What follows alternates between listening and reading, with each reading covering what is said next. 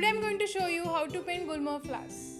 Thank you so much for the great response to Bahava flowers. A lot of you painted it and tagged us on Instagram. We totally enjoyed seeing your paintings. Just like Bahava, I've repainted Gulmohar flowers, this time little differently. I've added more flowers into it. I hope you enjoy watching this video.